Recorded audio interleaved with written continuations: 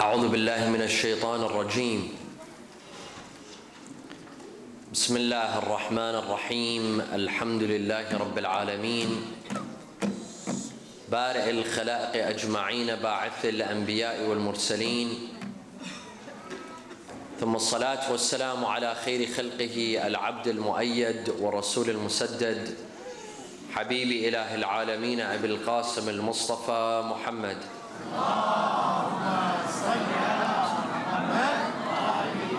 وعلى أهل بيته الطيبين الطاهرين وصحابته المنتجبين. قال الله تعالى في كتابه الكريم: بسم الله الرحمن الرحيم: وإذا سألك عبادي عني فإني قريب أجيب دعوة الداعي إذا دعان فليستجيبوا لي وليؤمنوا بي لعلهم يرشدون. صدق الله العلي العظيم. صلوا على محمد وآل محمد.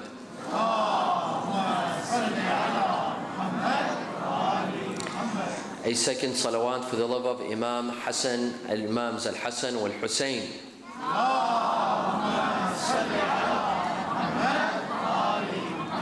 It's the night of Qadr, a night of blessing, a night of mercy and forgiveness.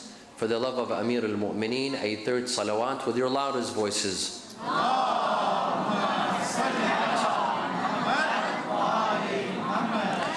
This verse that we began with, وَإِذَا سَأَلَكَ عِبَادِي عَنِّي, this verse came in Surah Al-Baqarah when Allah subhanahu wa ta'ala revealed the verses about the holy month of Ramadan.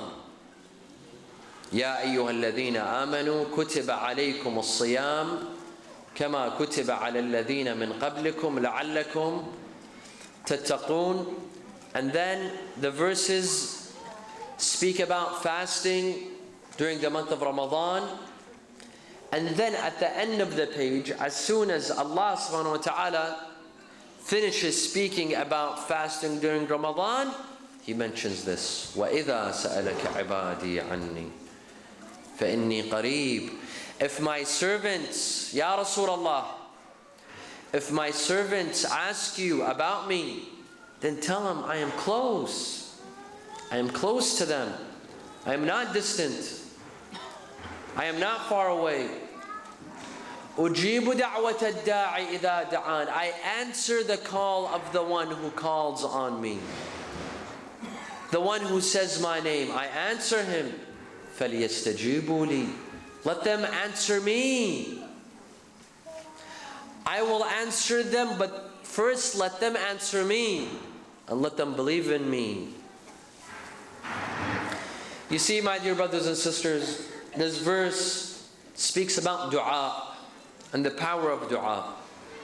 Allah subhanahu wa ta'ala is telling us that call me, ask me and I will give you. أُجِيبُ دَعْوَةَ الدَّاعِ إِذَا دَعَانِ. The one who calls on me and asks me, I give him. I give him that what he wants. This verse was revealed after following the verses regarding fasting in the month of Ramadan. Some scholars say that these verses are together, meaning that in the month of Ramadan, one of the activities, one of the programs, one of the best deeds to perform in the month of Ramadan is dua. Is to ask Allah subhanahu wa ta'ala, to supplicate unto Allah. Ramadan is a time for dua, is a time for prayer. And especially if it was Laylatul Qadr, the night of power in the month of Ramadan, then the time of dua and supplication doubles and multiplies.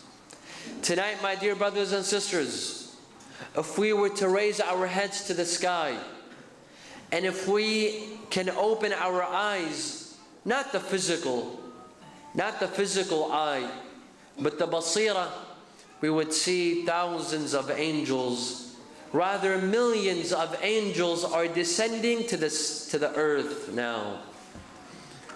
إِنَّا أَنزَلْنَاهُ فِي لَيْلَةِ الْقَدْرِ وَمَا أَدْرَاكَ مَا لَيْلَةُ الْقَدْرِ لَيْلَةُ الْقَدْرِ خَيْرٌ مِّنْ أَلْفِ شَهْرٍ تَنَزَّلُ الْمَلَائِكَةُ وَالرُّوحُ فِيهَا. Tonight, my dear brothers and sisters, there are angels amongst us. participating at our majlis and other majalis, when we say a dua, the angels say Ameen. They say Amen with us. They supplicate with us, and they say dua with us. Tonight is a night of supplication and dua. Let's seize the moment. Sallu ala Muhammad wa ali Muhammad.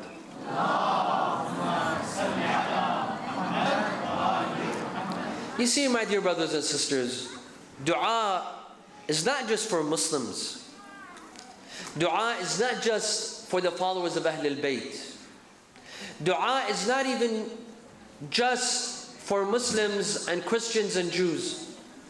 Dua is ingrained in our systems. It's part of human nature. You see an atheist who does not even believe in God, who rejects God and says that God does not exist. Yet let this atheist sit in an airplane.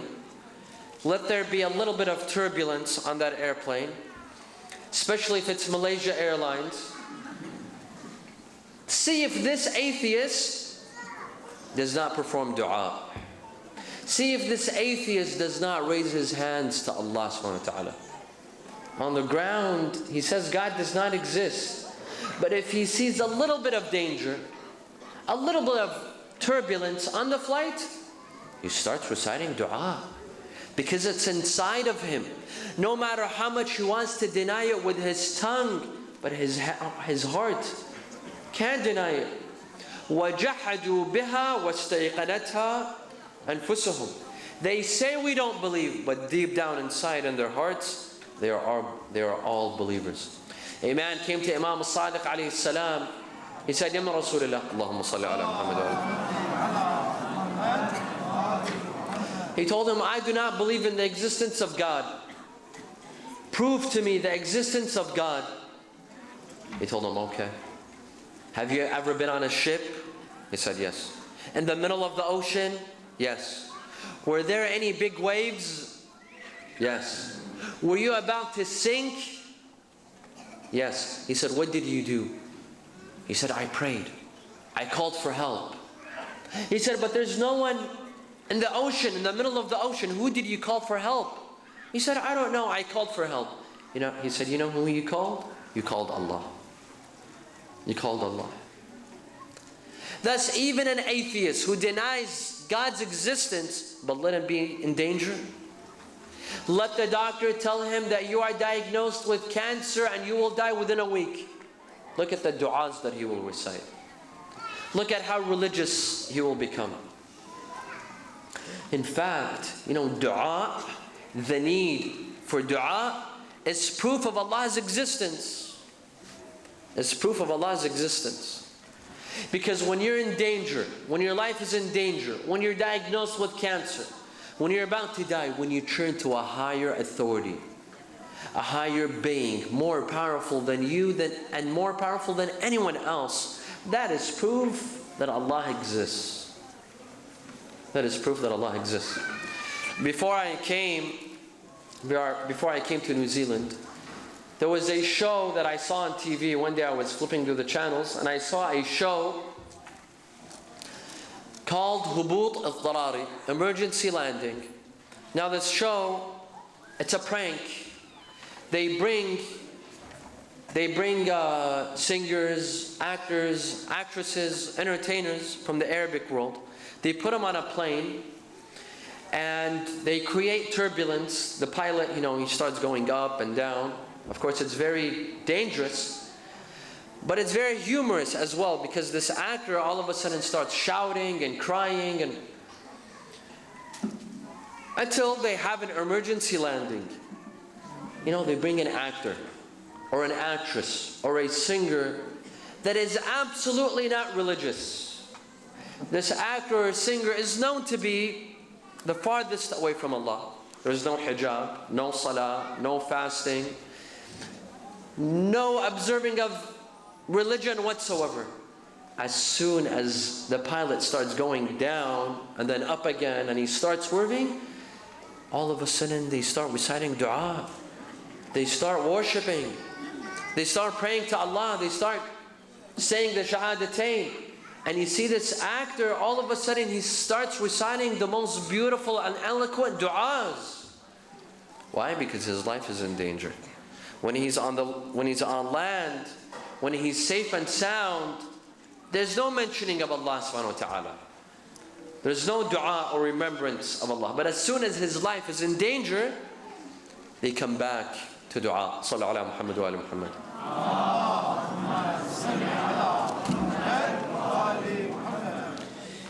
You see, my dear friends, when we ask a fellow human being for anything, you ask someone to hire you, to offer you a job, to find you a wife, to give you a loan, to borrow a car, whatever it is that you ask other human beings, it is always humiliating. When asking another human being, it always has some sort of humiliation. If you get rejected, well, obviously that's humiliating. When someone tells you, no, I won't give you a loan, that's humiliating. Being rejected by a fellow human being, you feel low, you feel disgraced, you feel unhonorable. And if that person gives you what you want, it also has humiliation. Because now that person has done you a favor. Now you have to respect that person. Now you have to return the favor. The hadith by Amir al-Mu'mineen says, احتج إلى من شئت تكن أسيرا. Be in need of any person, you'll be his servant, you'll be his slave, because you needed him. You needed him to do you a service, a favor. But when you come to Allah subhanahu wa ta'ala, and when you say dua, there's absolutely no disgrace in it. In fact, all of the honor and dignity is when you ask Allah subhanahu wa ta'ala. Why? Because when you ask Allah, you feel independent. You feel that you don't need anyone else, not a single human being. All you need is Allah subhanahu wa ta'ala. You're not in need of this person, of that official, of this politician, of this president, of that city council member. Allah subhanahu wa ta'ala has made you self-sufficient. All the honor is in this. You ask anyone other than Allah, it's disgraceful, it's unhonorable. Ask Allah, it's honorable. You know, when you ask a human being for anything, usually human beings don't do anything for free. When you ask someone for a favor, usually they will ask a favor in return, except Allah. Allah does not ask for anything in return. Ask Allah for whatever you'd like. Allah will never say, I want something in return. يا من يعطي من سأله يا من يعطي من لم يسأله ومن لم يعرف تحننا منه ورحمة. Oh, the one who gives those who ask him. Oh, the one who gives those who do not even ask him, from his mercy and from his compassion. When you ask Allah, there's no embarrassment in this.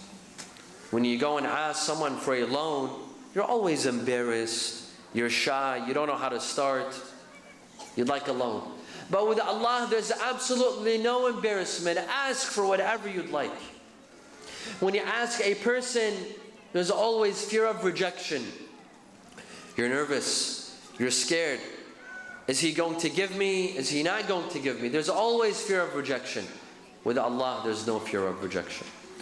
With Allah, there is no need for an appointment. Go and talk to him whenever you'd like. In the morning, in the afternoon, at night, in the middle of the night. You don't need an appointment. Allah's doors are always open. وَقَالَ رَبُّكُمْ ادْعُونِي أَسْتَجِبْ لَكُمْ. Allah says, call me whenever you'd like. 24-hour hotline. And you don't need as we call it in Iraq, a wasta. You don't need an intermediary, someone to take you to Allah. No, call him directly, one-on-one, and he's there for you. Sallu ala Muhammad wa ala Muhammad.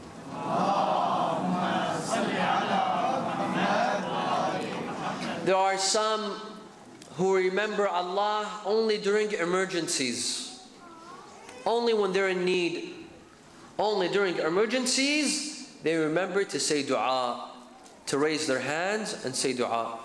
When they land at an airport, when they're about to face the custom officer, and they're a bit scared, it's an emergency, they raise their hands in dua. When they're driving, they see police cars behind them, then they remember to say a dua. But when they're safe and sound and healthy, they're not in danger, a police officer is not chasing them, there's nothing wrong with them, they forget Allah subhanahu wa ta'ala. They neglect Allah. They only remember Allah when they need Him. When they don't need Him, of course, when they think they don't need Him. When is it that we never need Allah? We always need Allah. When they think that they don't need Him, they forget Him. While others, they remember Allah at good times, at bad times, and at good times. When they're healthy, they remember Allah. When they're wealthy, not just when they're poor, they remember Allah. When they're sitting at home, surrounded by their children and grandchildren, they're having a good time, a joyous time, they remember Allah subhanahu wa ta'ala. Not just at bad times. Yes, they remember Allah. They say dua. Why? Because this is a blessing. When you're healthy, when you're wealthy, when you're surrounded by family members, your wife, your children, your grandchildren, this is a blessing. They thank Allah subhanahu wa ta'ala for this blessing. They ask Allah to keep this blessing. Who gave us this blessing? Allah. Who could take it away from us? Allah. Shouldn't we ask Him to continue this blessing upon us? Thus, we shouldn't just remember Allah during emergencies, only when we need Him. No, remember Him at good times. You know, it's like having a friend that only calls you when he needs you, when he needs a loan, when he needs you to pick up his kids from school, when he needs your help at home, or your friends, your female friends, she needs a recipe from you, she calls you. But at good times, they don't remember you. When your friend has a wedding, you know, a lot of times I have some friends, they only invite me to their funerals. They don't invite me to their weddings. At their weddings, I never receive a card. But in their funerals, they make sure to call me and tell me that we have a funeral. Why? Why do you just remember me at your bad times? Remember me at your good times as well. It's the same with Allah subhanahu wa ta'ala. We only remember Him at bad times. Let's remember Him at good times as well. Sallu ala Muhammad wa ala Muhammad.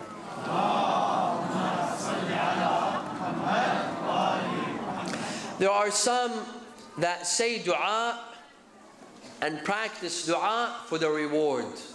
For the reward, yes. Dua is rewarding. The more you say dua, the more you'll be rewarded. There are some that don't miss. Dua al-tawassul on Tuesday nights. Dua al-kumail on Thursday nights. Dua al-nudba on Friday mornings. Dua al-samat on Friday evenings. Why? Because they want rewards. During Rajab, they say the du'as of Rajab. During Sha'ban, they say the du'as of Sha'ban. During the nights of Ramadan, they say the du'as of Ramadan. Du'a al-iftitah, du'a Jawshan, du'a Jawshan al-Kabir, du'a Abu Hamza. That's great. That is great. But these people, their only idea of du'a is reward. I say du'a, Allah gives me reward. It's because of the reward. You know what Amir al-Mu'mineen says regarding these people? You know what they are? They're merchants. They're businessmen. They give Allah and they take. It's a give and take relationship with Allah. It's a give and take relationship. If Allah were not to give them, they would not give as well. Amir al-Mu'mineen says, إِنَّ قَوْمًا عَبْدُوا اللَّهَ طَمَعًا فِي جَنَّتِهِ فَتِلْكَ عِبَادَةُ التُّجَّارِ. There are some people that worship Allah because of paradise, because of rewards. These people are merchants. They're businessmen. There are others who recite dua because they feel a need inside them. Inside them there's a need for dua. Dua makes them grow. Dua makes them a better person. The dua connects them better to Allah subhanahu wa ta'ala. It improves their relationship with Allah subhanahu wa ta'ala. Dua captures their minds and their hearts. This is why they recite dua. Now, if they were to be rewarded, that's better. That's the icing on the cake. But that's not why they recite dua. Not because of reward. Even if there's no reward, they still enjoy dua, because dua is beautiful. Dua helps them. Dua is the comfort and ease to their souls and their nafs. Thus, my dear brothers and sisters, the dua that's efficient is not how much you can recite by your tongue. There are some, as long as they recite by their tongue. Tonight, for example, on Laylatul Qadr, how much dua we can recite? Let's recite dua al-iftitah, dua kumail, dua joshan, dua Abu Hamza. It's not about quantity, my dear friends. It's not about quantity. A lot of us, we recite dua, but our minds are somewhere else. Our minds is, what has my wife cooked me for suhoor tonight when I go back home? I'm reading by my tongue, but my heart is not reading. What's important is that my heart reads. My heart and my mind also reads. It's not important to recite dua for 2 hours or 3 hours straight and continuously. No.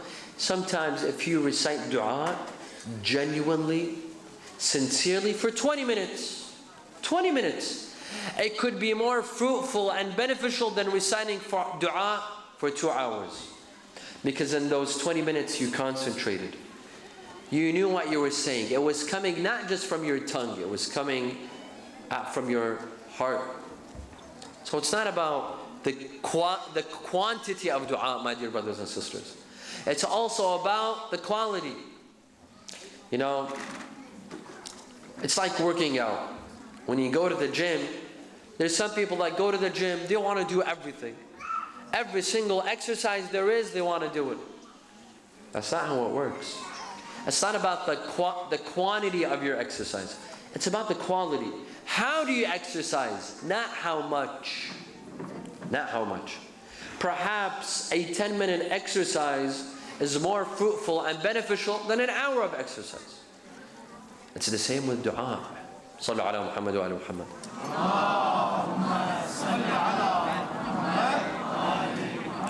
Dua, my dear friends, is meant to be pleasurable. It's meant to be enjoyable when you connect with Allah subhanahu wa ta'ala. When you speak to Him one-on-one.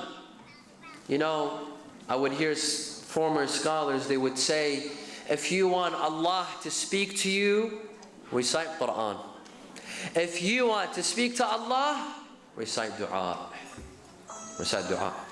Dua is your way of communicating with Allah, and Allah is hearing you. Allah is open, Allah is listening to you.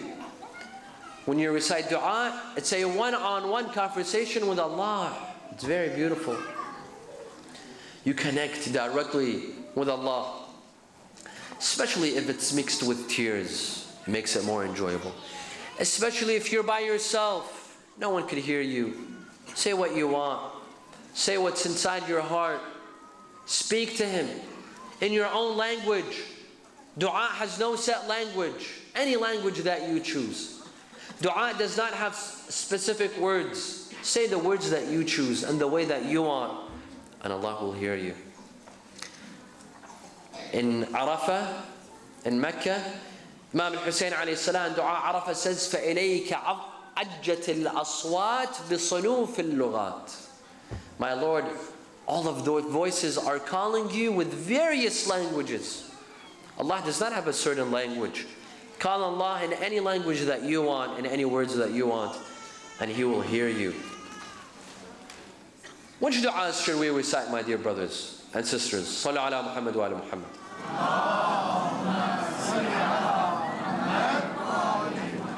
By the way, as-salat ala Muhammad wa ala Muhammad is a form of du'a. Allahumma salli ala Muhammad wa ala Muhammad. Which du'as are the best du'as? There are some people that come and ask me, Sayyid, which dua should I recite all the time? Is it dua kumail, or dua al-iftitah, or dua Abu Hamza, especially on Laylatul Qadr. Laylatul Qadr is only 12 hours. And by the way, you're lucky, because in some countries it's only 4 hours. So imagine all of the a'mal they try to fit within 4 hours. Alhamdulillah, we have 12 hours, 13 hours to do a'mal.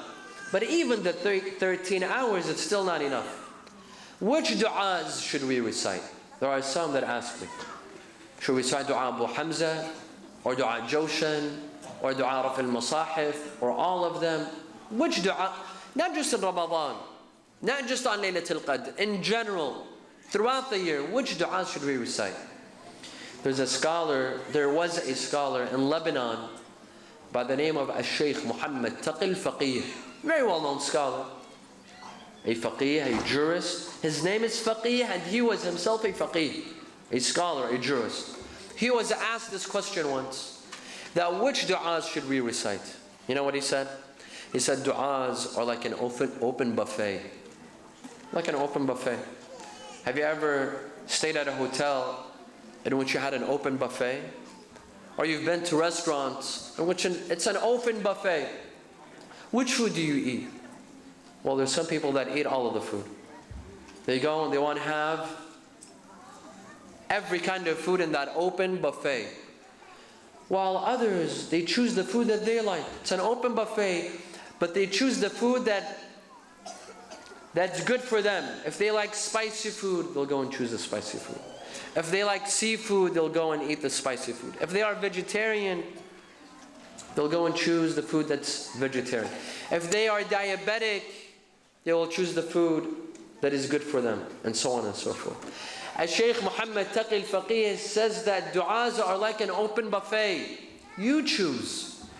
You choose the du'a that fits you the most. Which du'a do you connect with the most? Du'a Abu Hamza? Read du'a Abu Hamza. Do you connect with du'a Joshan the most? Read du'a Joshan.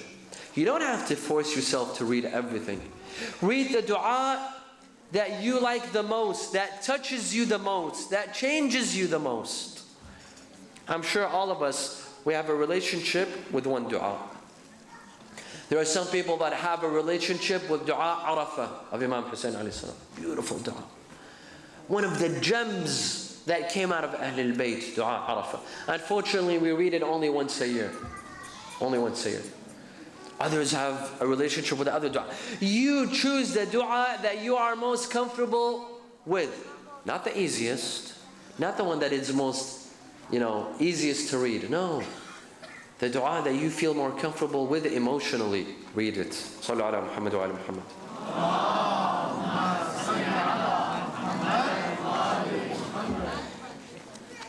When we look at the life of our imams, my dear friends, we see that the imams, they prayed, they fasted, they went to Hajj, they went to Umrah, they recited Quran, but that was not enough for them. That was not enough. There was still an empty spot. There was still an empty spot. When we look at the lives of our imams, we see the culture of du'a. I call it the culture of du'a. What does that mean? It means that you don't just gather once a year called Laylatul Qadr and you recite du'a Joshan, and then you go home and you disappear for an entire year. No one sees you till the following Laylatul Qadr. No. Where you recite du'a once a year. No. The culture of du'a is that you recite du'a all the time. Every day. You make it a routine. You make it part of your everyday life. There are some people that exercise every day. They have to go to the gym every day. Good for you. But make it part of your everyday schedule to recite a du'a. I'm not saying recite du'a kumail every day. No. Du'a could be a 1 minute, a 2 minute, or a 3 minute connection between you and Allah subhanahu wa ta'ala. When you go to bed, when you put your head on a pillow, your legs could be extended. You don't even have to be on wudu. You don't have to be facing the qibla. أَيْنَمَا تُوَلُّوا فَثَمَّ وَجْهُ اللَّهِ. You could be anywhere, at any point. Speak to Allah subhanahu wa ta'ala. Be in the habit. Are you nervous? Turn to Allah. Are you anxious? Turn to Allah. Are you depressed? Turn to Allah first. You don't need to speak to a friend. You can speak to Allah subhanahu wa ta'ala. Are you angry? Speak to Allah. Are you hungry? Speak to Allah. Are you happy? Speak to Allah as well. Let's be in the habit. Let's have the culture of du'a. Let's bring du'a in our lives. It could be a 2 minute du'a. It could be a 3 minute du'a. It could be at any point. صلوا على محمد وآل محمد. One of the best a'mals of tonight, Laylatul Qadr, is as-salat ala Muhammad wa ali Muhammad.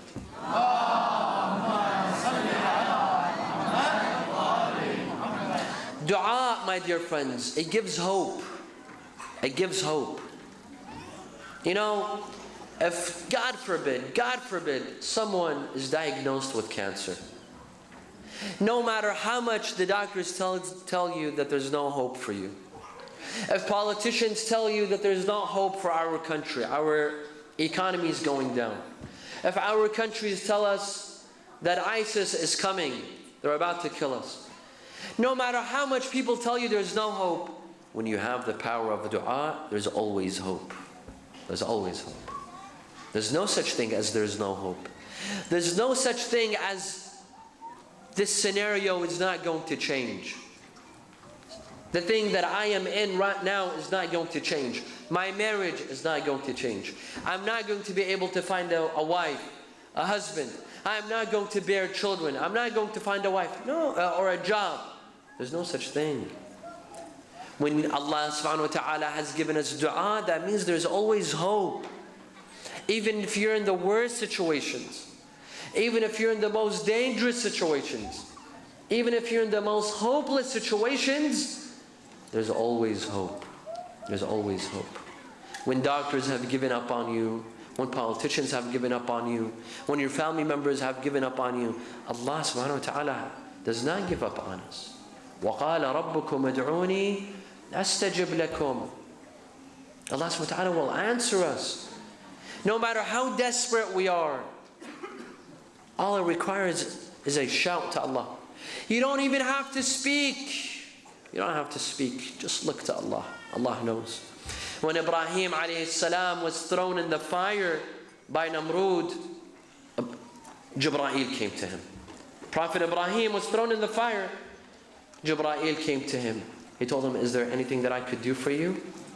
Is there any service that I could provide you? Ibrahim said, he said, أَمَّا أَنْتَ فَلَا وَأَمَّا رَبِّي فَنَعَمْ. You, no, I don't want any service from you. But from my Lord, yes. He said, what kind of service do you want? Ibrahim said, عِلْمُهُ بِحَالِي يُغْنِي عَنْ سُؤَالِ. My Lord is watching me. I don't even need to tell him. He sees what's happening to me. He sees what is about to happen to me. I don't even need to tell him, because he knows, he sees. عِلْمُهُ بِحَالِي يُغْنِي عَنْ سُؤَالِ. Allah is so gracious to us. He's so merciful to us. He's so compassionate to us. More compassionate to us than our mothers and fathers. Tonight the door of mercy of Allah is open, my dear friends. Do not go home empty-handed. Don't go home tonight empty-handed. Take something with you. Tonight go home and be rest assured that Allah will give you your desire. Don't tell anyone what your desire is. You don't need to tell anyone. Just tell Allah subhanahu wa ta'ala. Whatever it is, Allah will give it to you tonight. Sallu ala Muhammad wa ala Muhammad.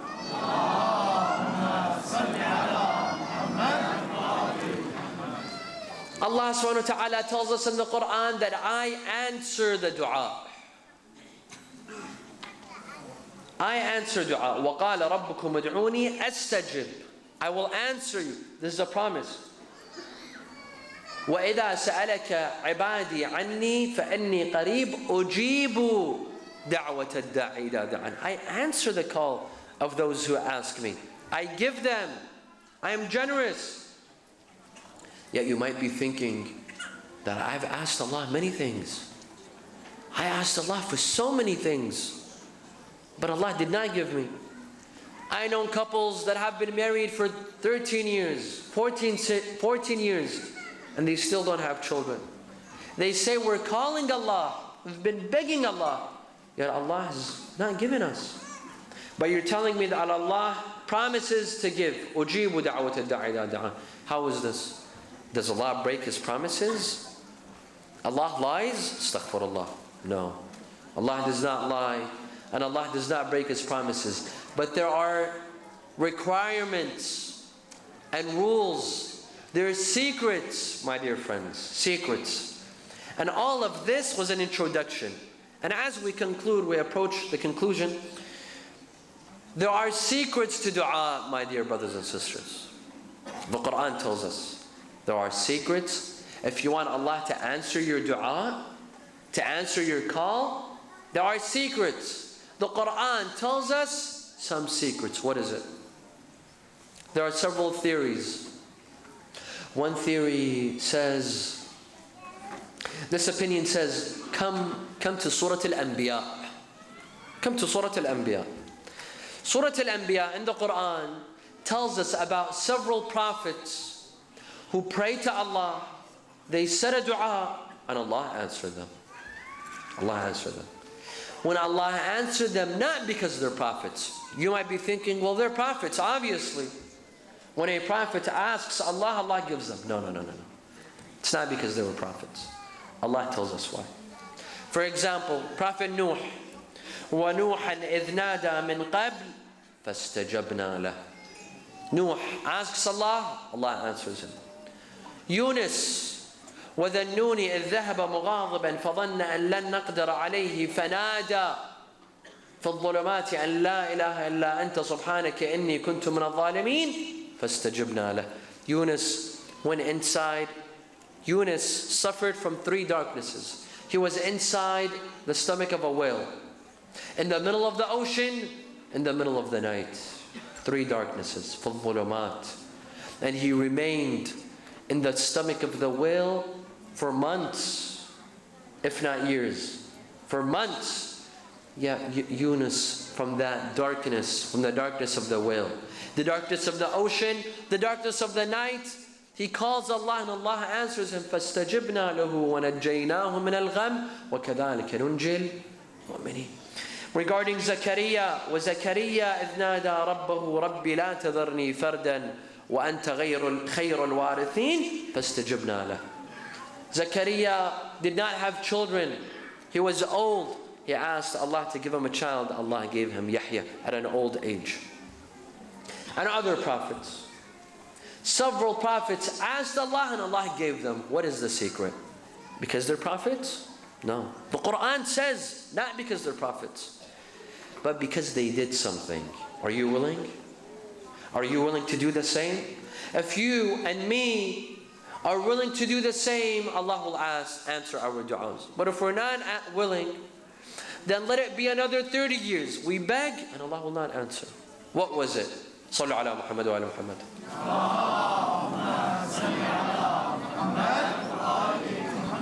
After telling us their stories, Allah tells us what was their secret. Their secret was إنهم كانوا يسارعون في الخيرات ويدعوننا رهبا ورغبا وكانوا لنا خاشعين. They did 3 things. These prophets, they did 3 things. Number 1, إنهم كانوا يسارعون في الخيرات. They would rush to good deeds. They were not slow. They were not slow. When they see a good deed, they would rush. They would not be lazy. Time for salah, they would rush to do salah. Time for pilgrimage, they would rush to do pilgrimage. They see someone poor, they don't wait for the poor person to come and ask. They rush to him and they give. They would rush to good deeds. They would not be slow. They would not take their time. You know, when it's you and me, we take our time. When we hear of a good deed, when we hear of an orphanage, you know, it's let me get my paycheck first. Let me make some money, then I'll think about it. We hear about ziyarah, a group going for ziyarah or hajj. You say, yes, I would love to go to hajj, but let me make some money first. What's the rush? You know, I have a whole lifetime ahead of me. I could go next year, the following year, thinking that we have a lifetime ahead of us. The minute that we start rushing to good deeds, Allah will answer our du'as. Yes. You're a fundraiser, there's a project, there's an Islamic center, there's an Islamic school, there's an Islamic project, rush. Don't let them come and ask you. You go, you initiate. You take the initiative and give. وَالسَّابِقُونَ الْأَوَّلُونَ مِنَ الْمُهَاجِرِينَ وَالْأَنصَارِ. Allah praises the early pioneers from the migrants and the helpers, the Sahaba of Rasulullah. وَسَارِعُوا إِلَى مَغْفِرَةٍ مِّن رَبِّكُمْ. Rush to the mercy of Allah. In Islam, we have the culture of rushing to good deeds, not taking your time. Here in the West, there's the culture of take your time, relax, don't rush. There's no need to rush. No, in Islam, we rush. If it's good deed, no, I'm not saying rush on the freeway when you're driving. No. If you're driving, don't rush. Rush to good deeds. If there's good deeds, rush to them. That's one. Number two, وَيَدْعُونَنَا رَهَبًا وَرَغَبًا. They would call us with hope and with fear. They had two emotions. Prophets, when they ask Allah, they're hopeful. They have hope in His mercy, and they have fear of His hellfire. You see, this teaches us when you say a dua, say it with emotions. Say it from the heart. You know, I've seen some people when they say dua, Allahumma kulli waliyaka al-hajjat ibn al-Hasan salawat. They say it, they just want to get it over with. It doesn't come out of the heart. When you say a dua, say it with emotions. Say it dramatically. Say it like you mean it. Say it like it's the last day in your life. You'll be given your hajjah. You'll be given your desire. It has to come out from the heart with the emotions. وَكَانُوا لَنَا خَاشِعِينَ. Number three, they were attentive. Their hearts were with us. Their hearts were not filled with the love of dunya. Their hearts were filled with the love of Allah subhanahu wa ta'ala. Their minds and hearts were attentive to us. وَكَانُوا لَنَا خَاشِعِينَ. They would pay attention to us with their minds and their hearts. If we, my dear brothers and sisters, we follow these rules and we follow these conditions, we too, Allah subhanahu wa ta'ala, every time we call Him, Allah subhanahu wa ta'ala will answer our dua. Sallu ala Muhammad wa ala Muhammad.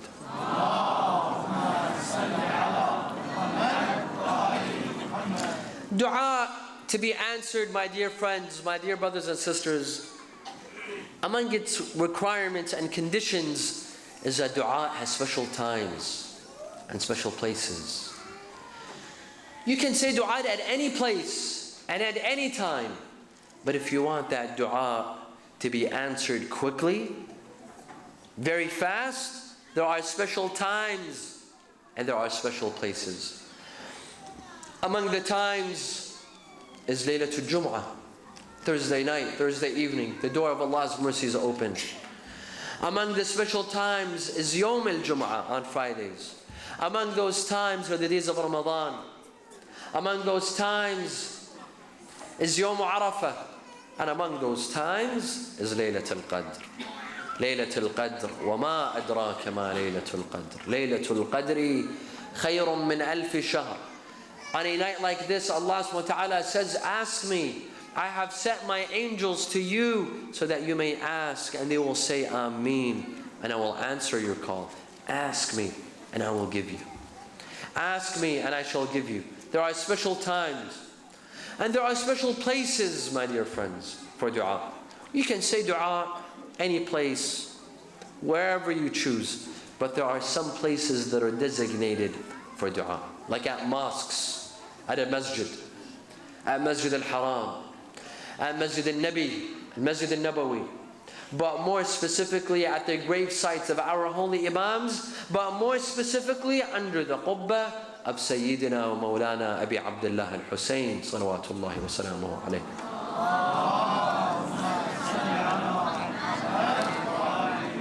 Thus, there are special times and there are special places. My dear friends, Allah is generous. Tonight, when you ask Allah, ask for whatever you'd like. Allah is generous. Allah is not greedy. Allah will give us whatever our hearts desire. And we just need to learn how to ask. There are some people, they think Allah is greedy. He doesn't give. So they minimize what they ask for.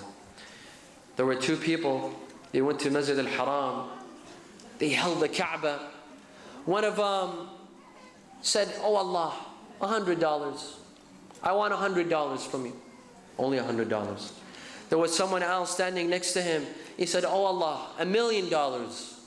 One of them was asking for 100, and the other was asking for $1 million. The one who was asking for $1 million, he thought that Allah is greedy. He thought Allah is greedy. He thought, okay, if Allah is going to answer one of us, He's obviously going to answer whom? The $1 million or the $100? Obviously the $100, because it's less, it's easier. So he took out $100 from his pocket. He gave it to the other man. He said, get lost. Now let Allah give me my hajjah. He thinks Allah is greedy. Allah is only going to give 100 and not going to give 1,000,000. And guess what? The man that wanted 100, he got his 100. Allah answered his dua. Allah is not greedy, my dear friends. Allah is generous. Ask Him what you want, whatever you'd like. However, ask for quality, not quantity. Tonight, Allah subhanahu wa ta'ala says, ask me and I will grant you what you want for up to an entire year. I will set your destinies tonight for an entire year, but I give you a say. I let you choose your destinies for an entire year through your dua. So what will you choose? Some people tonight, they will be begging for marriage. They want to get married, of course. I think some people will also be asking for divorce as well tonight.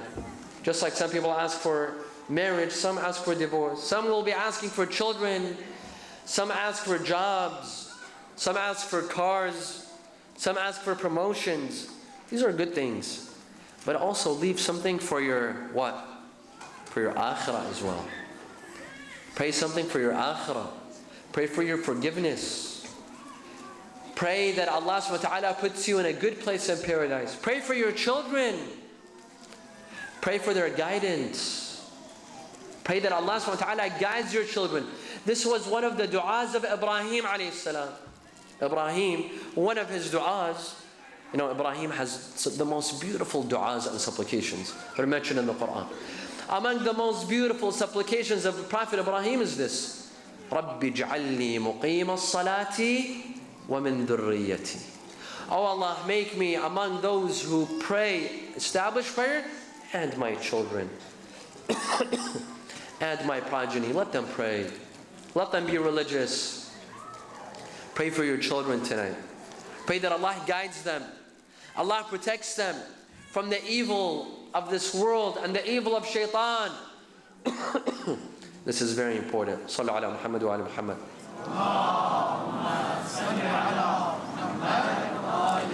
Rasulullah sallallahu alayhi wa alihi had a servant that would serve him. He would bring him his food. He would put his sandals in front of him. He would serve him voluntarily. He volunteered to be the servant of Rasulullah. One day Rasulullah told him that you've been serving me for a long time now, and I'd like to do something for you. And my dua is answered. Ask me something that I ask Allah, Allah will give you. The man thought about it. He said, Ya Rasulullah, give me a night. Give me some time to think about it. This is very important. This is a very important wish. Let me think about it. He told him, okay. The next day, Rasulullah saw him. He told him, did you think about it? He said, yes. He said, Ya Rasulullah, last night I could not sleep. I kept on thinking about my wish, my desire that you will pray for me. I thought that if I ask for power, the power will go after a while. If I ask for wealth, the wealth will go. If I ask for anything worldly, how many years do I want to live? 50, 60, 70 years? At the end of the day, I will have to leave this world and go. So my hajjah is this. This is what I thought of. Ya Rasulullah, I want to be your next door neighbor and right next to you in paradise, in Jannah. Rasulullah told him, okay. This is a dua. This is a quality dua. This is a beautiful dua. You ask Allah to be the next door neighbor of Rasulullah in paradise. Rasulullah asked Allah to give him that hajjah. He told him, khalas, it's yours, however I ask for something in return. أعني بطول سجودك. You will get what you want, but your sujood, make it long. Don't make it quick. Our sujood, it's more of an exercise. It's an aerobic exercise. We put our head and we get up, and then we put it again and we get up. It's exercise. Sujood, look, take a bit long with it. Take longer with it. Speak to Allah with that sujood. Rasulullah gave him his hajah. Sallu ala Muhammad wa ali Muhammad.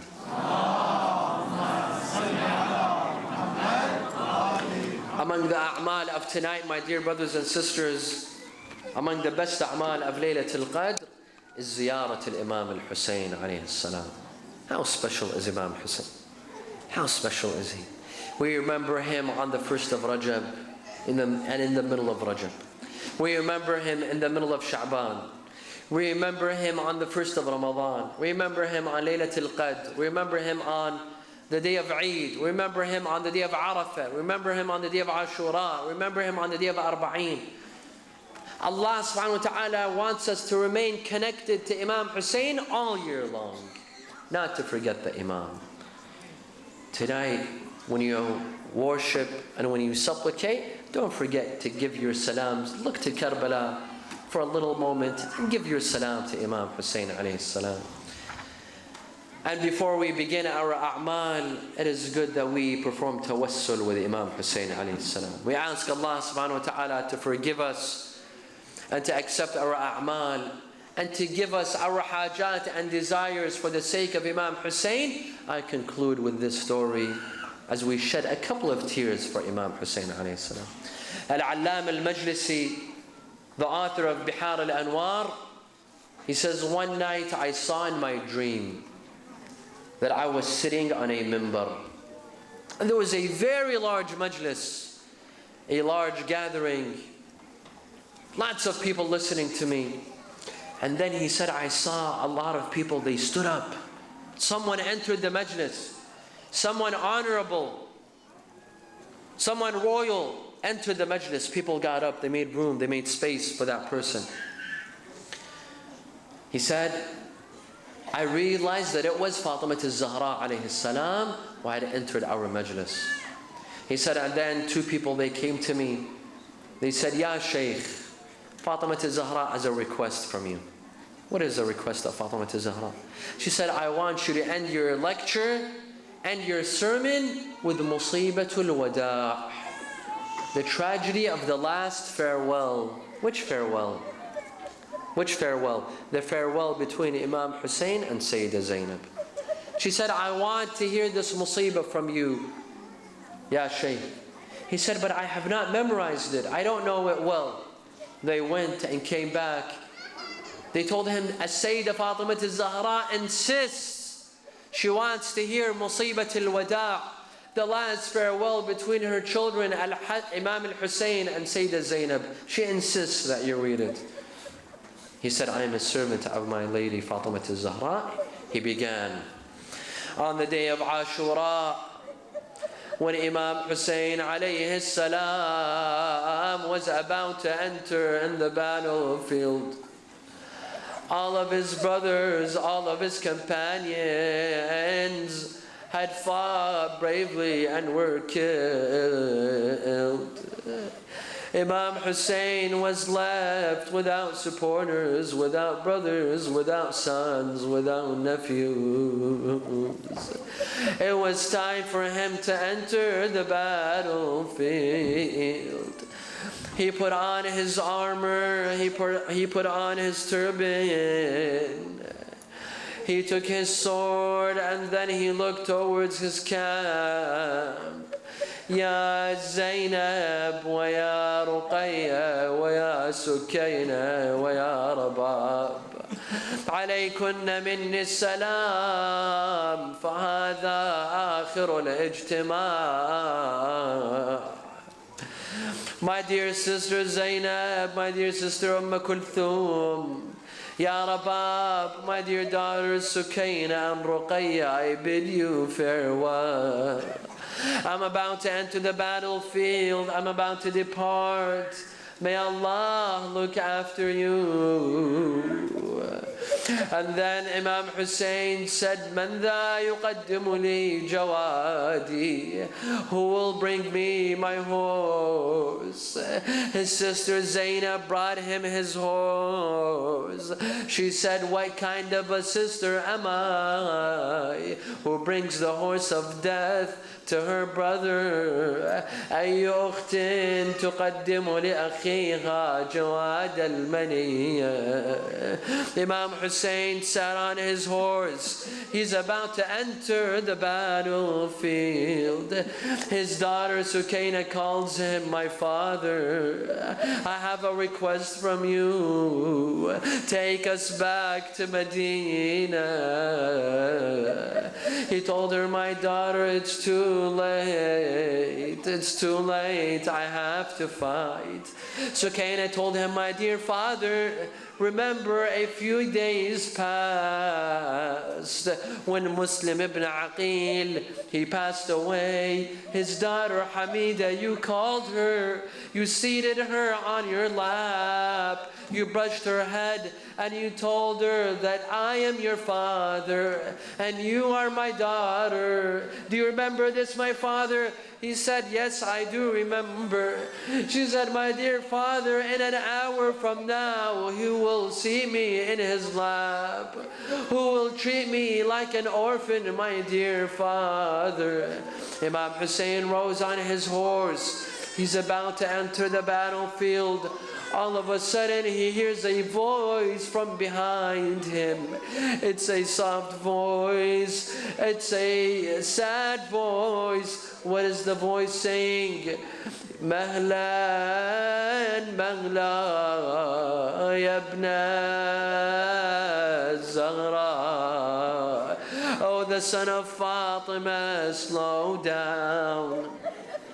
Oh, the son of Fatima, do not rush to your fate. Imam Hussein looked behind, and it was his sister Zainab. My dear sister, what do you want from me?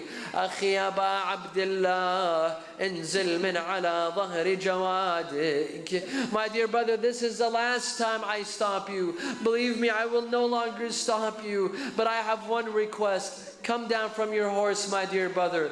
He came down from his horse. She came to him. أخي أبا عبد الله اكشف لي عن صدرك وعن نحرك. My dear brother, expose your chest and expose your neck. When Imam Hussein exposed his neck and chest, she came to him. She embraced him on his chest and embraced him on his neck, and then turned towards Medina. And she said, my dear mother Fatima, I did exactly as you told me. Imam Hussein said, you are breaking my heart with these words. What do you mean by this? She said that when my mother Fatima was about to die, she called me. She said, on one day you will see your brother Hussein all by himself, without any brothers, without any supporters. On that day, kiss him on his chest and kiss him on his neck and tell him, this is from your mother Fatima. Why his chest? Because it is the place where the horses will trample the chest of Imam Hussein. Why his neck? Because it is the place where Shamr ibn al-Jawshan will place his sword. The two messengers came to Al-Allam al-Majlisi. They told him, Ya Shaykh, stop reciting. Fatima al-Zahra has fallen on the ground. She has lost consciousness. Stop reciting. السلام عليك يا أبا عبد الله وعلى الأرواح التي حلت بفنائك. Raise your hands in dua. نسألك اللهم وندعوك باسمك العظيم الأعظم الأعز الأجل الأكرم يا الله. إلهي بحق الحسين بعطش الحسين، بغربة الحسين يا الله. اللهم لا تدع لنا ذنبا إلا غفرته، ولا هما إلا فرجته، ولا عيبا إلا سترته، ولا خوفا إلا منته، ولا رزقا إلا بسطته، ولا شملا إلا جمعته، ولا مرضا إلا شفيته، ولا حاجة من حوائج الدنيا والآخرة لك فيها رضا ولنا فيها صلاح إلا قضيتها ويسرتها يا أرحم الراحمين. ولأرواح المؤمنين والمؤمنات والعلماء والشهداء نقرأ سورة الفاتحة مع الصلوات.